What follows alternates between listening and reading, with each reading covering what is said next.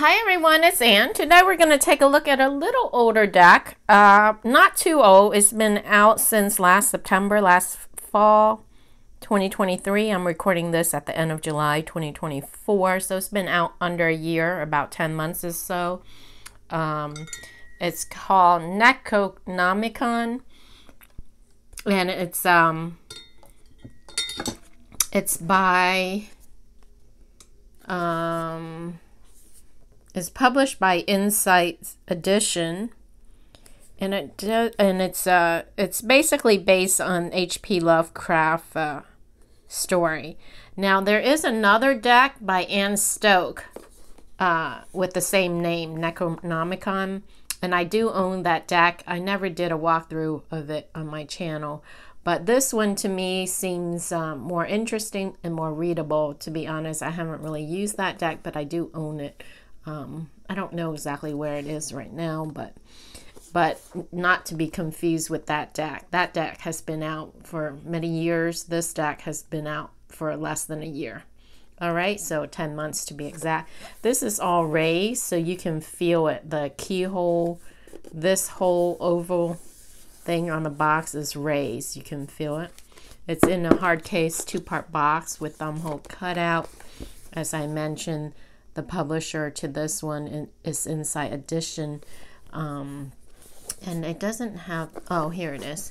Here's the author, Christopher March, and illustrated by James Bousema, or Bousema, sorry, apologies if I butchered that. 2-part box, gray inside, does have a nice red ribbon to help you lift up the guidebook.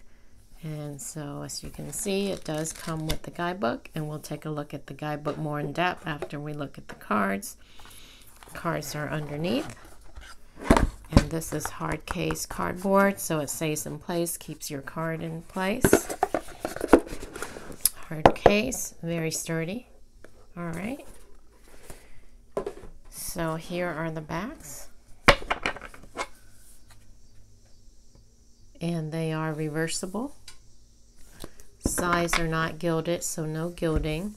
It has that buttery, soft, smooth feel, smooth tactile feel to it, and it's quote unquote papery, bendable, flexible, pliable, medium cardstock, I would say. Not too thin, not too thick either.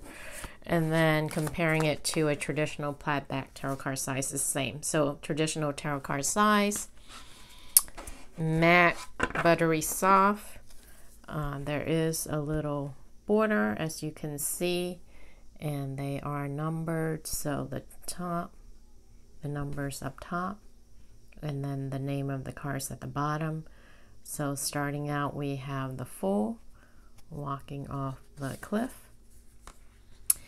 Manipulation. Now this, if you're familiar with the LP Lovecraft story, it's fantastical, it's dark, it's fantastical type of gruesome kind of story.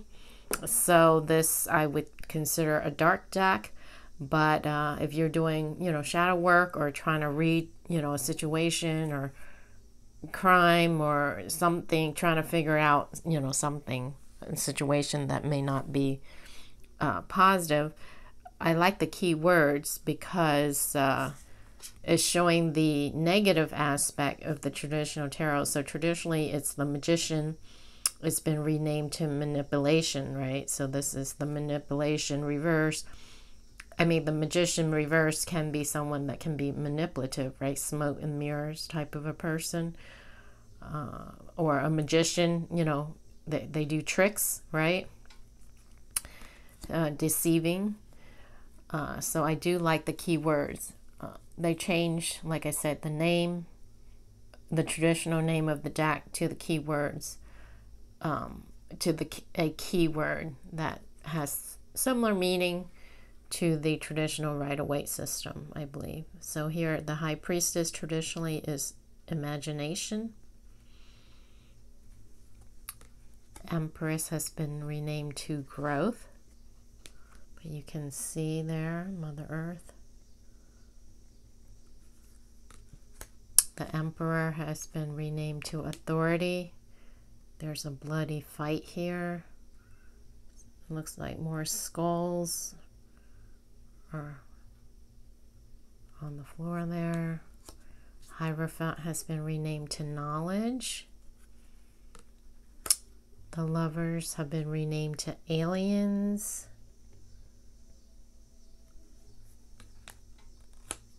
Chariot has been renamed to Violence.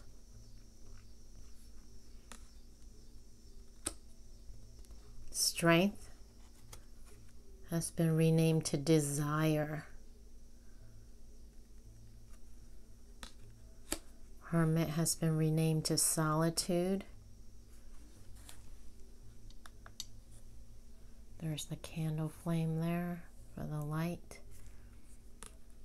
Wheel of Fortune has been renamed to Change.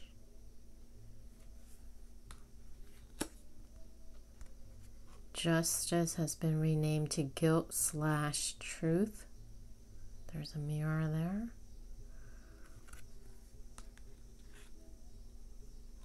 Hangman has been renamed to Sacrifice. Death is still death.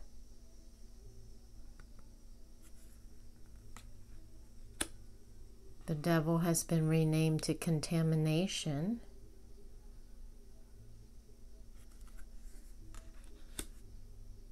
Wait, hold on. I'm sorry.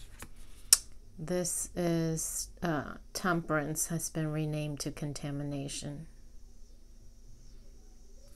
And then this is the Devil, is Corruption.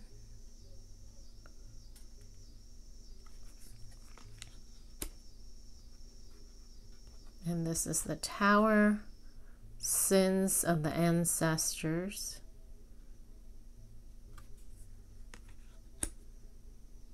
The Star is Science. The Moon is Madness. The Sun is Shame and Decay.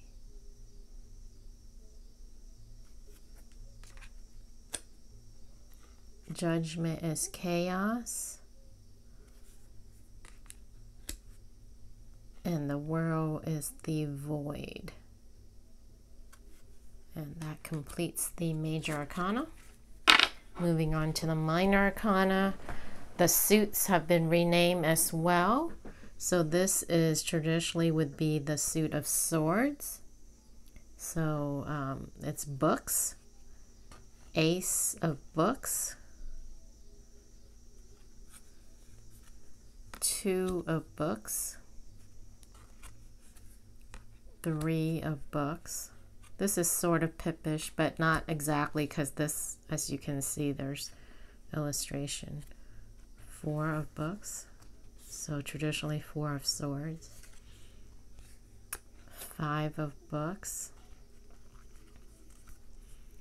6 of Books. Usually it's traditionally, people, mother and child on a boat moving to a better place. So this looks like stairs of ascension, and you're ascending to the light. So it's sort of 6 of Books, similar meaning. Now this is definitely traditional Rider-Waite-Smith meaning, because this is theft, stealing, taking something. So he's stealing, putting all the books in the bag. Or you can see it as stealing knowledge, right? Because books is knowledge. It gives you knowledge. Many different ways to read it. 8 of Books, traditionally 8 of Swords. This is pretty traditional. 9 of Books, traditionally 9 of Swords. So I'm assuming these are all books.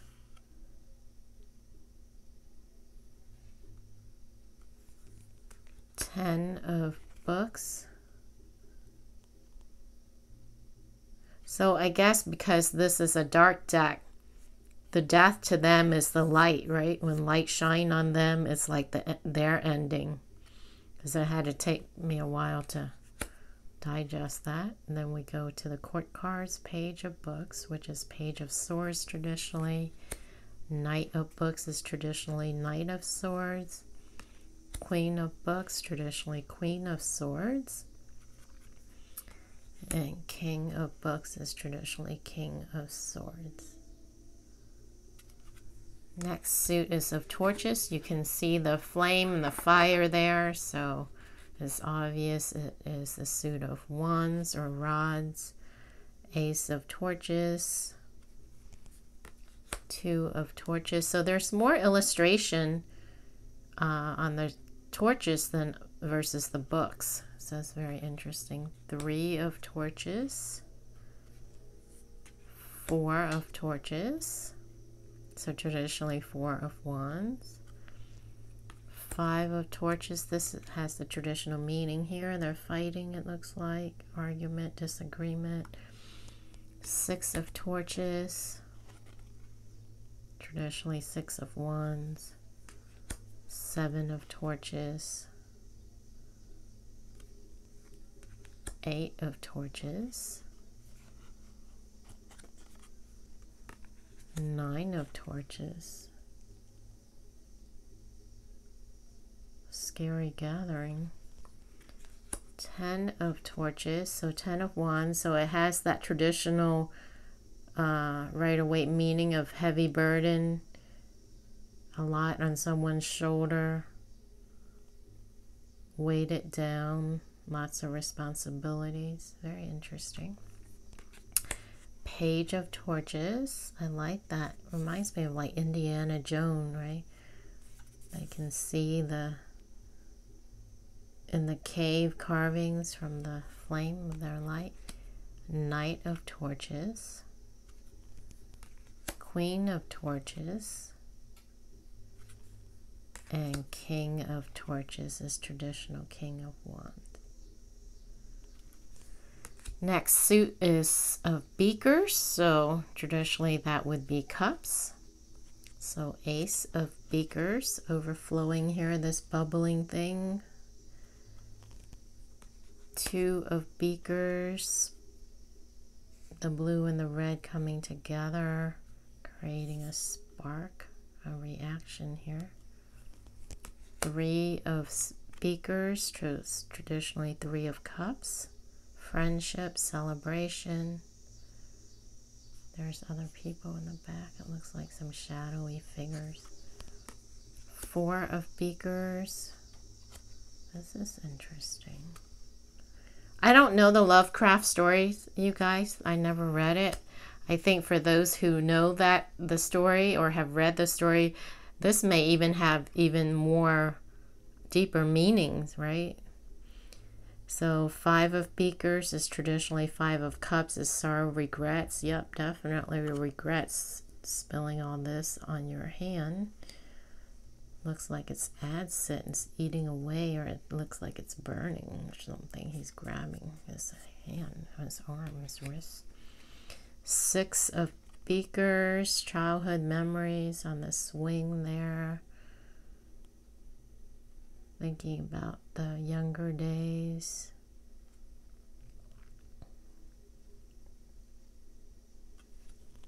A sense of nostalgia. Seven of Beakers is traditionally Seven of Cups, pie in the sky, daydreaming, illusion, fantasy, wishful thinking, lots of choices, options, confusion perhaps. But this to me is like a dream, right? A pie in the sky. It's my first intuition on that. Eight of Beakers, abandoned. It's like a lab that's been abandoned. Nine of Beakers, traditionally Nine of Cups. 10 of Beakers, so it looks like they're happy. Celebration on some kind of breakthrough here. Page of Beakers.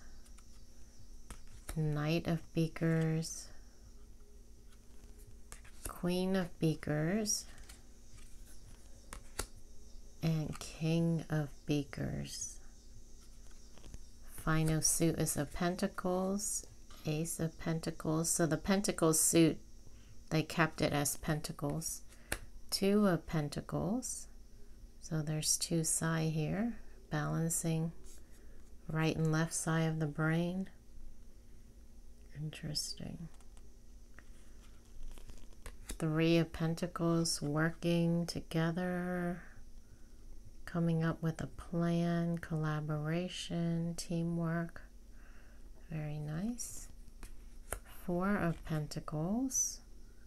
This is his stash of all his stuff here, all his experiment or experimentation.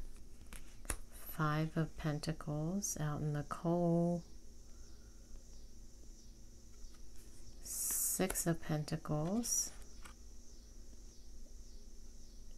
Sharing, mutual sharing, give and take. Interesting. 7 of Pentacles. So working hard.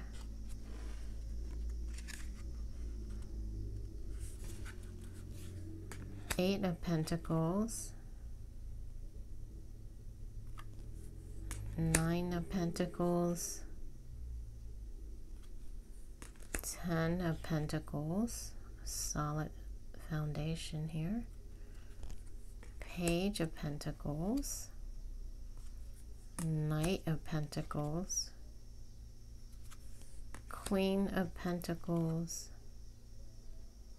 And King of Pentacles. Here's another look at the back. Let's take a look at the guidebook. Zoom out a little bit. A little harder cover. Matte pages, nice clear table of contents. You can look up the cards easily by the page number. The oldest and strongest emotion of mankind is fear, and the oldest and strongest kind of fear is fear of the unknown. Oh, by the way, I did skim. I don't know if it's the box or in here, but this deck is about fear. And the major arcana is about how you, let me see. It's very interesting. It's all about fear, and the major arcana is one thing, and then a minor something else. So let me see if it's in here. This is no ordinary tarot deck, as you might expect from the master of horror himself. But don't be afraid. The deck is designed to help you to name, understand, confront, overcome, and maybe even come to love your deepest fears. So yes, this deck is about fear. This is a deck to use for self-development, creative stimulus, or the exploration of a particular situation. It is not a deck for predicting the future, or if you need some positive encouragement.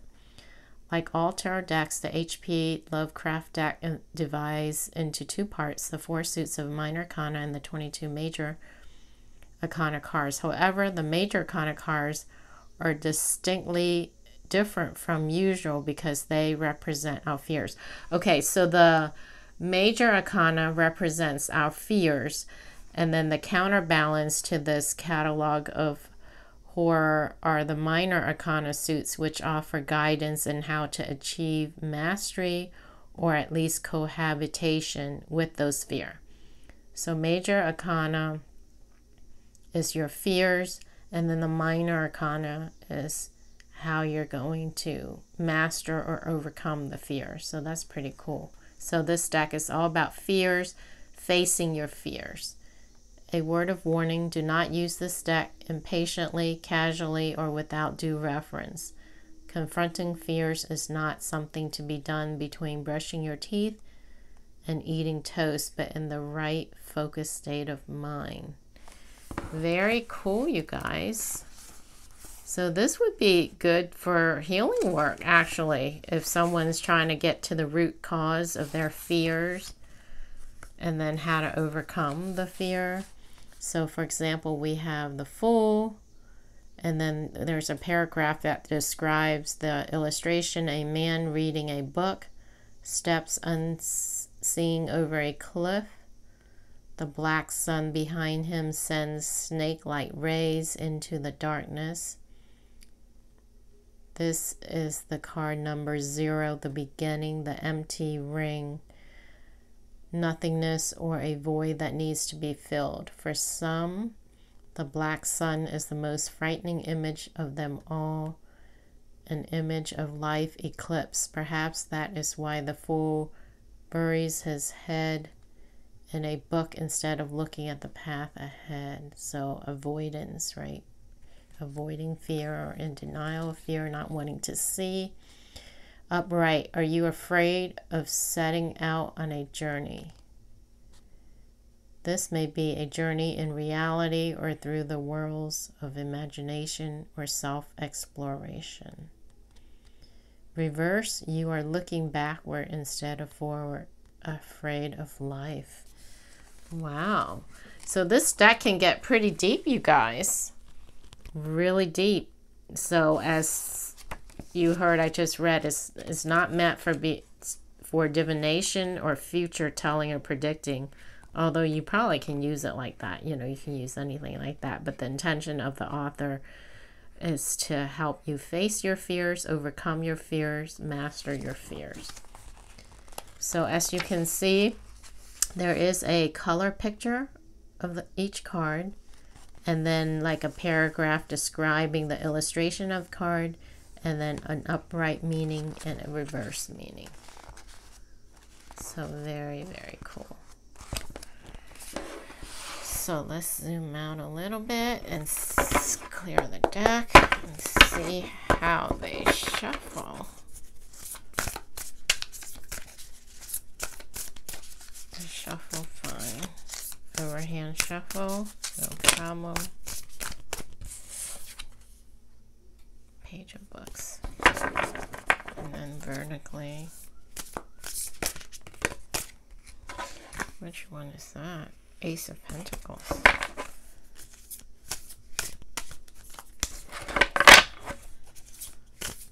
It's a little, because they're buttery, they're not sticking, but they don't glide as nicely. But you can break into it, it should be fine. All right. So this way. Is fine.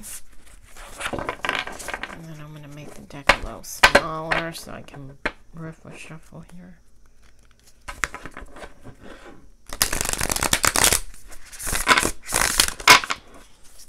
No problem riffle shuffling.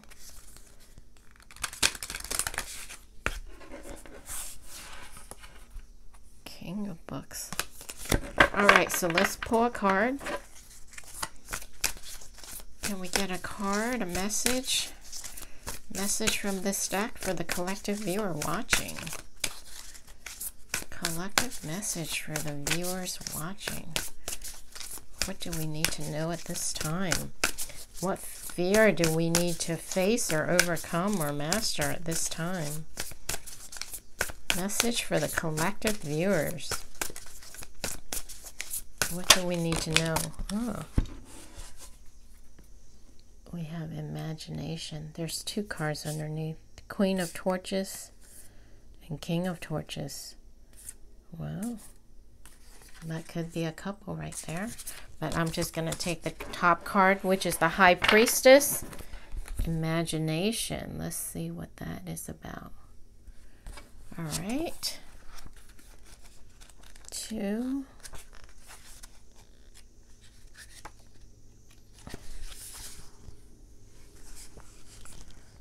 You guys see? Oh, you can see the picture of the card right there, right on the book, so you don't really need to see that. All right, so hopefully you can see enough to read along with me. And where Nyarlathotep went, rest vanished, for the small hours were rent with the screams of nightmare. So that's a quote. All right. Children will always be afraid of the dark, and men with minds sensitive to a hereditary impulse will always tremble at the thought of the hidden and fathomless worlds of strange life which may pulsate in the gulfs beyond the stars, or press hideously upon our own globe in unholy dimensions which only the dead and the moonstruck can glimpse. By harnessing his imagination, H.P. Lovecraft was able to contain his madness. Does your imagination overwhelm you? Are you drawn into dark inner worlds?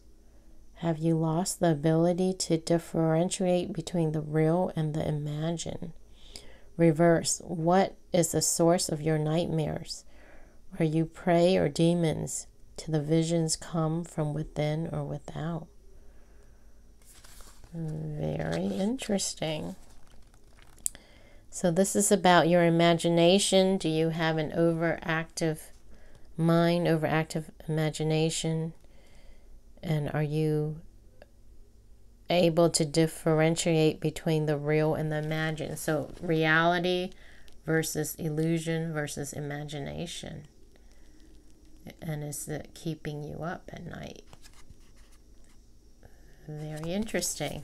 So basically, differentiate between reality and illusion. All right. Are you able to distinguish the difference?